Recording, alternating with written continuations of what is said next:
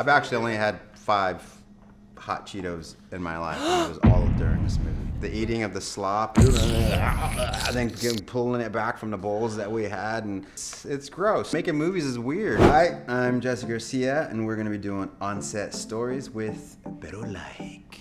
Wow, it's like a caldo. It's like a stew. It's that one stew where you got that crazy tia who puts, raisins in there, and like some fruit and apple chunks with the lamb, and there's tamales in there too, and it's like a stew of all, it's like a Mexican mess of food.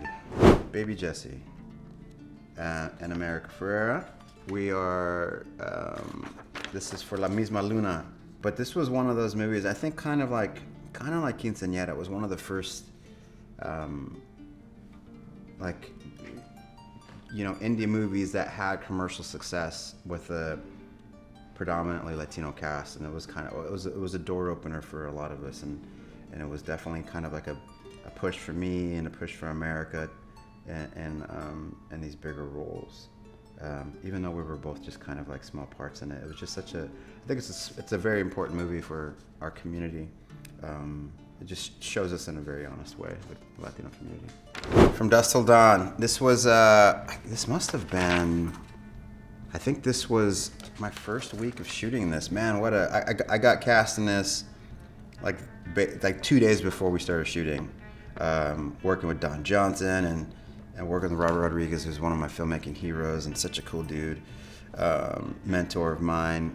That was one of my favorite, funnest projects that I've done. I learned so much, and I remember I text Robert when I was working on Ambulance, because everything that I learned working on From Dusk Till Dawn, all the action stuff, kind of like spaghetti western style, and kind of like the looks and the movements and saucing it up, and knowing how to do a punchline, and just if I hadn't done From Dusk Till Dawn, I think I would have been a little bit lost on a big Michael Bay movie like that. But because I did it, I had the confidence to know where the light was coming from and how Mike was running the dolly, and I text Robert that one day, and he goes, "Yeah, man, you had fun. It was really cool." Wow, this guy, Richard Montañez, Flamin Hot.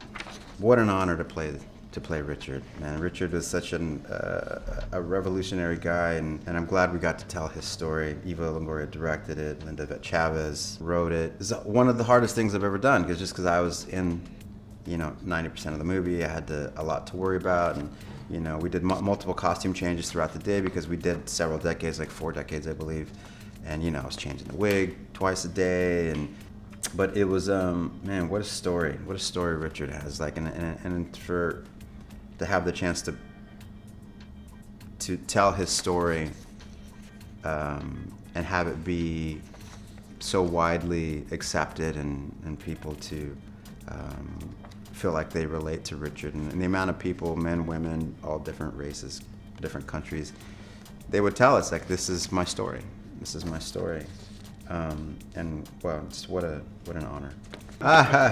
There was hot Cheetos on set all the time, but it was like they also had the blank Cheetos.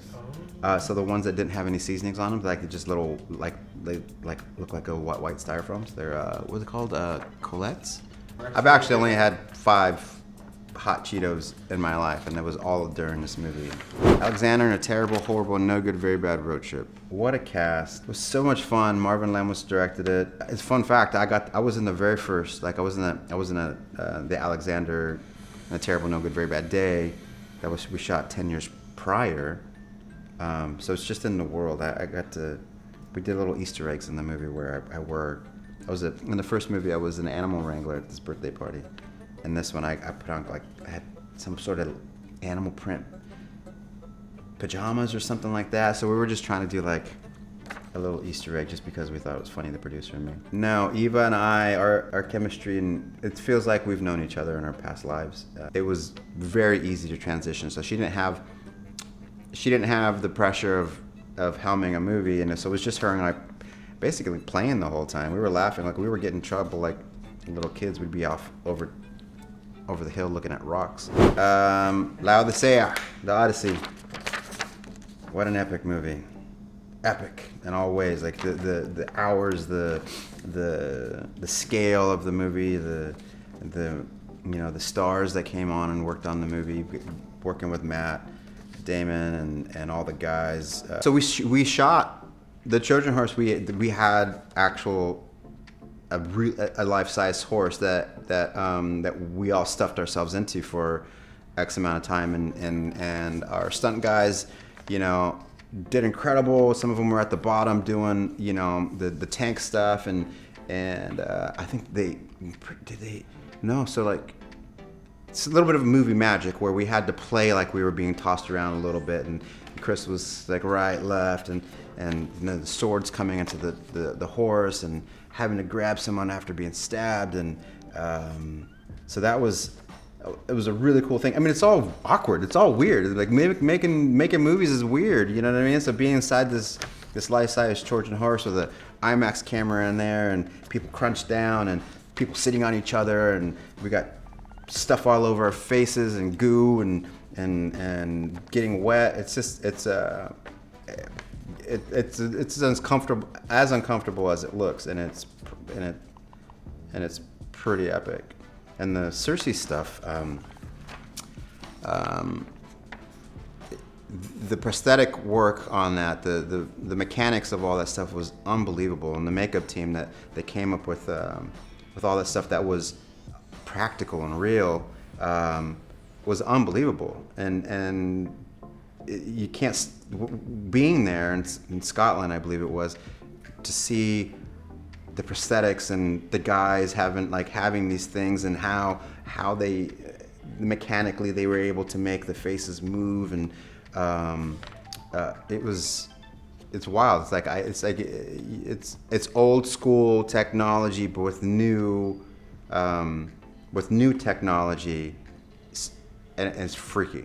The eating of the slop, but we were eating the food, and then pulling it back from the bowls that we had, and just and we're like, this is it's gross. Yeah, it's gross. We're just supposed to and then we have the meat, that what it looks like, and then knowing what it is and where it came from. It was intensely wild.